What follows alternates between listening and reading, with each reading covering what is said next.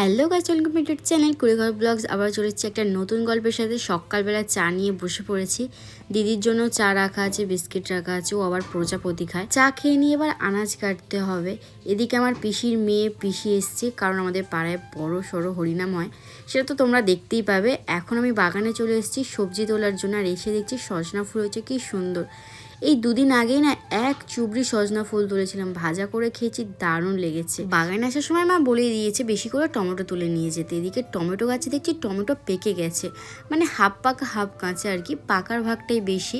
আর কাঁচা টমেটো তো আমরা অনেক খেয়ে ফেলেছি। এইবার টমেটোগুলো পাকলে কিছু বিক্রি করতে হবে। কিছুদিন আগে অনেক বেগুন বিক্রি করা হয়েছে, বেগুনে বেশ ভালোই লাভ হয়েছে। যেতে যেতে বড়মশাই একটা বেগুন দেখতে পেলো, এটা আরও বড় হবে। আর টমেটো তো দেখতেই পাচ্ছ, কাঁচা পাকা কাঁচা পাকা। দু একটা গাছে একটাও পাখি না, দু একটা গাছে আর কি পেকে পেকে গেছে সবগুলো। আর বৃষ্টির জন্য দেখো কাদা হয়ে কি অবস্থা। তবে এই জলটা পেয়ে গাছের অনেক উপকার হয়েছে। এখন আমি টমেটো বাছতে বাছতে আসছিলাম, তারপরে বাঁধাকপির বাগানে ঢুকে দেখছি একটা বাঁধাকপি একদম শুয়ে পড়েছে, পাতা প্রায় পচেই গেছে। এই দেখো, আমি বলি যদি পুরোটা পচে যায়, মা তো বাঁধাকপি তুলতে বলেনি, তবু আমি নিজে থেকে আর কি তুলে নিলাম। পচে যাওয়ার থেকে তুলে নেওয়া ভালো, তাই না? বাঁধাকপি তো নষ্ট হবে না, 2-3 দিন আরামসে রাখা যাবে। এত বড় ডাঁটি কাদা ভর্তি আর জল নোংরা ভর্তি হয়েছে, সেই জন্য পাতা টাতা পুরো ফেলে সাফ করে নিলাম। তবে যাই বলো, বাঁধাকপিটার ওয়েট আছে কিন্তু। যাওয়ার পথে দেখছি একটা বেশ পাক্কা টমেটো, একদম লাল টকটকে। বর্মশাই বলছিল এই টমেটোগুলো পুড়িয়ে মাখা করলে নাকি দারুণ খেতে হবে। আমি বললাম এখনই যে একটা স্মেল বেরোচ্ছে, কাঁচা খেয়ে নেওয়ার ইচ্ছা হচ্ছে। ছোটোবেলায় এরকম পাকা টমেটো গাছ থেকে তুলেই কত যে খেয়ে নিয়েছি তার কোনো ঠিক নেই। এখন আমি বাগানে বেগুন খুঁজছি, এত বেগুন গাছ, যদি ভিতরে কোনো বেগুন লুকিয়ে থাকে বড় সড়ো, না অনেক খুঁজেও বড় বেগুন পেলাম না। তবে এখানে বিন কড়াই গাছে এত বিন কড়াই ধরেছে, আর শিম গাছে প্রচুর শিম, আবার মোটা সোটা লম্বা চওড়া হয়েছে। বীজগুলোও বেশ মোটা সোটা রয়েছে। অবশ্য অনেকদিন বাগানে আসা হয়নি, দেখা হয়নি। তবে যে এই গাছটায় এত বিন কড়াই হয়েছে, আমি আর বড়মশাই দেখে তো অবাক হয়ে গেছি। আমি বললাম না আর দেরি করে লাভ নেই, তাড়াতাড়ি তোলা শুরু করে দিই, অনেকটা তুলতে আবার দেরি হবে, আবার উল্টোপাল্টা তুললে গাছ ভেঙে যায়। আর একটা ছোট চুবড়ি নিয়ে এসেছি। আমি কি করে জানবো বলো তো এত বিনস এত শিম হবে? জানলে তো বড় চুবড়িটা নিয়ে আসতাম। যাই হোক, তাড়াতাড়ি করে বিনস শিম তুলি। শিমগুলো দেখতেই পাচ্ছ বেশ লম্বা চওড়া হয়েছে, অনেকগুলো গাছ হয়েছে, আর একটাও গাছে তোলা নেই, সব আমাকে এখন তুলতে হবে। এইদিকে সব তোলা হয়ে গেছে, বর্মশার হাতে চুবড়িটা ধরিয়ে দিয়ে আমি গপ গপ তুলেছি। দেখো কতটা তুলেছি, আমার ওড়নার সাথে আবার কালারটা মিশে গেছে। ভেবেছিলাম পুরো সবটা তুলবো, বিনস শিম, তারপরে চুবড়িতে দেবো, কিন্তু হাতে জায়গা হচ্ছিল না বলে চুবড়িতে দিয়ে দিলাম। দিতে গিয়ে একটা পড়ে গেল, ছাড়ার পাত্রী তো আমি নই বস। প্রথমে খুঁজেই পাচ্ছিলাম না, তবে খুঁজে খুঁজে ঠিক বের করেছি। তারপরে এই গাছের শিমগুলো তোলা শুরু করে দিচ্ছি। এই গাছটা কিন্তু পুরানো গাছ, তবে এই গাছের শিমগুলো বেশ বড় বড় হয়েছে, দেখাচ্ছি তোমাদের, দাঁড়াও। এই দেখো কত বড় বড় শিম হয়েছে, তাই না? কি সুন্দর শিমগুলো। বড়মশাই তো বলছে আমি শিম ভাজা খাবো, আমি শিম ভাজা খাবো। আমি বললাম ঠিক আছে, শিম ভাজা খাওয়া হবে হবে। তারপরে বড়মশাই একটা বেগুন দেখতে পেয়েছিল বড়, আমি বললাম বেগুনটা তুলি। তো বেগুন গাছটা এত ছোট আর বেগুনটা এত বড়, বেগুন তুলতে গিয়ে বেগুন গাছ না ছিঁড়ে যায়, সেটাই ভয় পাচ্ছিলাম। আর গাছে এত কাঁটা না, কি বলবো, কোথাও হাত দিতেই পারছি না, যেখানেই হাত দিয়ে কাঁটা ফুটে যাচ্ছে। বেগুনের ডান্ডি এত শক্ত, ঘুরিয়ে ঘুরিয়ে ঘুরিয়ে ঘুরিয়ে একটু টানলে ছিঁড়ে যাওয়ার কথা, কিন্তু সেখানে ছিঁড়ছি আর না।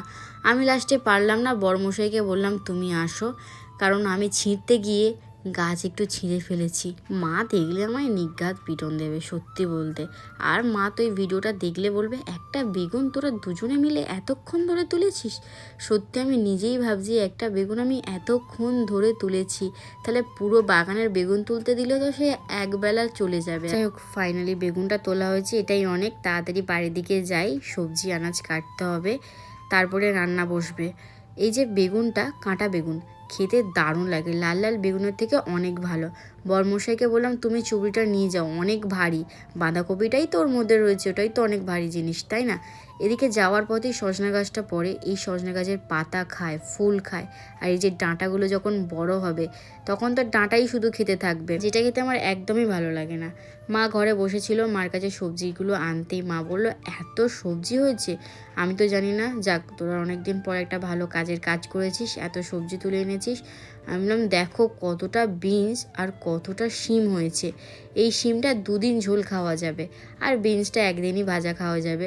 আর বলছিল বাঁধাকপিটা অনেক ভারী হয়েছে। আমি বললি হ্যাঁ বাঁধাকপিটা পড়েছিল, নিজে নিজেই বুদ্ধি কাটিয়ে তুলে আনলাম।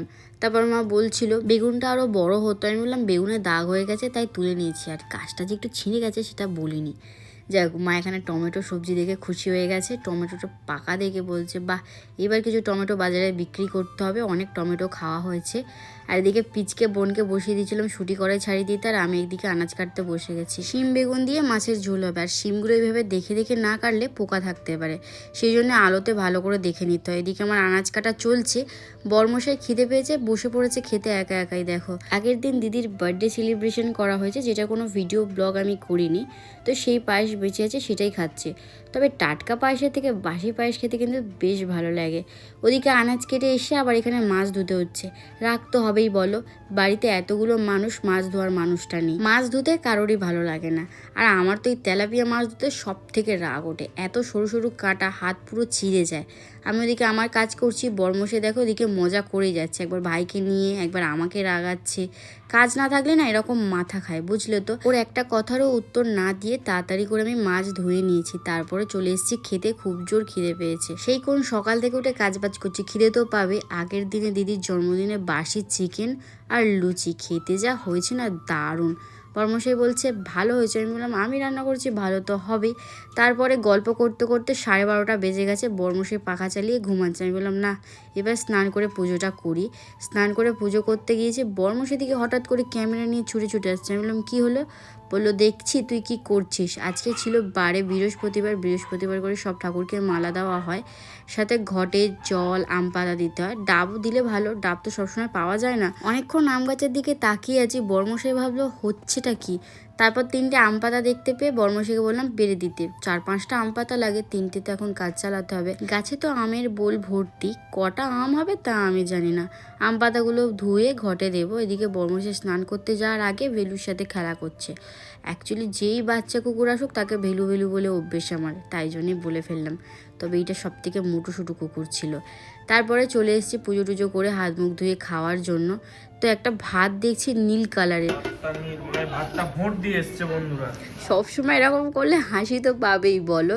এদিকে ভাই পাঁপড়ের হাঁড়ি নিয়ে পাঁপড় দেখাচ্ছে, আগের দিনের পাঁপড় 2 পিস দুজনেই নিয়ে নিয়েছে। আর আমার জন্য কি রেখেছে তোমাদের দেখাচ্ছি, ওয়েট। এই দেখো এইটুখানি পাঁপড় আমার জন্য রেখে দিচ্ছে, যাতে আমার পেট খারাপ, মানে আমার নয় সরি ওদের পেট খারাপ না করে। ওদের সাথে বকতে বকতে আমিও যে কি বলে ফেলি। এদিকে আমার ছোট ভাই সবে স্নান করে এসছে, ওকে দেখে যতটা ভোলা ভালা আর বোকা মনে হয় ততটা কিন্তু ও নয়, খুব চালাক। তবে যাই বলো সবাই একসাথে থাকলে, এক জায়গায় থাকলে একটা আলাদাই মজা আনন্দ হয়। খাওয়া দাওয়া করে 1 ঘন্টা রেস্ট করেছি, তারপর আমরা রেডি হয়ে নিয়েছি। আর অনেকদিন পর শাড়ি পরে বরমশাইয়ের সাথে বেরোচ্ছি। টুকটাক তো রোজই বেরোই, বাট আজকে একটু স্পেশাল। আর এখানে দিদির বার্থডে সেলিব্রেশন করা হয়েছিল, সুন্দর করে বরমশাই সাজিয়েছিল। এই যে আমরা দুজনে এখন বেরিয়ে পড়েছি ভোর দুপুরবেলা, কারণ এখন 3টে বাজে, 4টে 4:30 বাজলে সেটা বিকেল হয়ে যেত। আর বাইরে বেরিয়ে দেখছি এত রোদ্দুরের তেজ যে গায়ে আলোগুলো করকর করে লাগছে আর কি। এখনও তো অতটাও গরম পড়েনি, জানি না গরমকালে কি হবে। এখন আমরা প্রায় লেকের কাছে চলে এসেছি, লোকেশনে পৌঁছাতে আর বেশি বাকি নেই। আজকে বৃহস্পতিবার, সুদীপদার সাথে দেখা করব, এটাই আমাদের মেন উদ্দেশ্য। অনেকদিন হচ্ছে সুদীপদার সাথে কথা হচ্ছে না, সুদীপদার মন মেজাজ ভালো নেই, আর আমাদেরও মাথার বিশাল টেনশন। তাই আজকে ঠিক করেছি কোনো এক মন্দিরে আজকে পুজো দিতে যাওয়া হোক। তো সুদীপদা বললো তোমাদের কাছেই আছে লেক কালীবাড়ি, সেখানেই যাওয়া হোক। তো আমরা সবাই মিলে লেক কালীবাড়ি এসেছি, আর এখন মন্দির বন্ধ আছে, 4:30 গেট খুলবে। আমরা রাস্তায় বসে অপেক্ষা করছিলাম, আর এখানে বসে বসে মনে হলো আমরা এই রাস্তা দিয়ে যতবার যেতাম এখানে অনেক ভিড় থাকতো। কেন এইবার বুঝতে পারলাম, জাগ্রত মন্দির আছে বলেই না এত ভিড় থাকতো।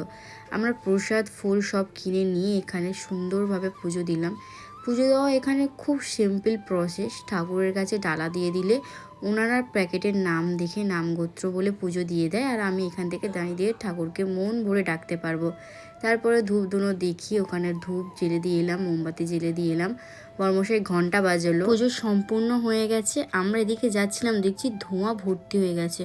বরমশাই বলছে আগুন ধরে গেছে, তারপর একজন বলছে মশা মারার জন্য কি জ্বেলেছে তাই এত ধোঁয়া। সবাই তো প্রায় ভয়ই পেয়ে গেছিলো।